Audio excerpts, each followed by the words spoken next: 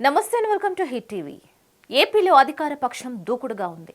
ఎన్నికల వ్యూహాలను రూపొందించుకుంటోంది. బలమైన అభ్యర్థులను బరిలో దించాలని కసరత్తు చేస్తోంది. అటు తెలుగుదేశం, జనసేన పొత్తు పెట్టుకున్నాయి. ఉమ్మడి కార్యాచరణ ప్రారంభించాయి కూడా.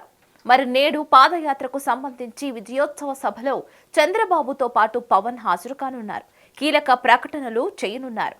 ఉమ్మడి మేనిఫెస్టోను ప్రకటించనున్నారు. అయితే సీట్ల సర్దుబాటుకు సంబంధించి కసరత్తు ప్రారంభిస్తున్నట్లు తెలుస్తోంది.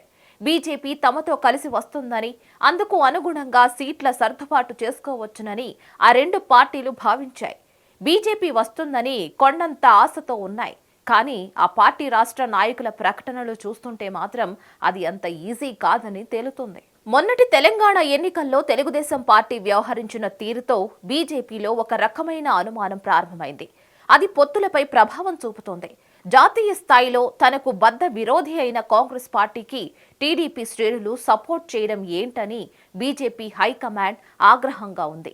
అయితే బీజేపీ రాష్ట్ర నాయకులు మాత్రం టీడీపీతో కలిసి వెళ్లాలని అభిప్రాయపడుతున్నారు.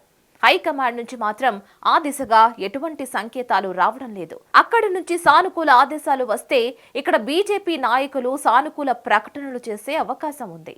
బీజేపీ రాష్ట్ర అధ్యక్షురాలు పురంధేశ్వరి ఎటువంటి ప్రకటన చేయకున్నా కొంతమంది మాత్రం తాము టీడీపీతో కలిసి వెళ్లేది లేదని తేల్చి చెబుతున్నారు.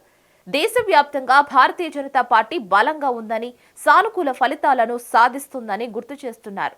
2024 ఎన్నికల్లో ప్రధాని మోదీ మరోసారి తిరుగులేని విజయం సాధించనున్నారని, ముచ్చటగా మూడోసారి ఈ దేశానికి ప్రధాని కానున్నారని బీజేపీ నేతలు సగర్వంగా చెబుతున్నారు. దాదాపు ఉత్తరాది రాష్ట్రాలన్నీ బీజేపీ ఏలుబడిలోకి వచ్చాయని, తాము ఒకరికి ఇచ్చే పరిస్థితుల్లో ఉన్నామని, ఒకరి ఇచ్చే సీట్లు తీసుకునే పొజిషన్లో లేమని తేల్చి చెబుతున్నాయి.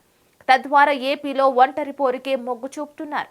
అయితే బీజేపీకి వేరే ఆప్షన్ లేదని, తమ కూటమి వైపు రాక తప్పదని టీడీపీ, జనసేన అంచనా వేస్తున్నాయి. తాజా పరిణామాలు చంద్రబాబుకు నిరాశ కలిగిస్తున్నాయి. బీజేపీ ద్వారా వైసీపీని కట్టడి చేసి ఎన్నికలకు వెళ్లాలని చంద్రబాబు భావించారు.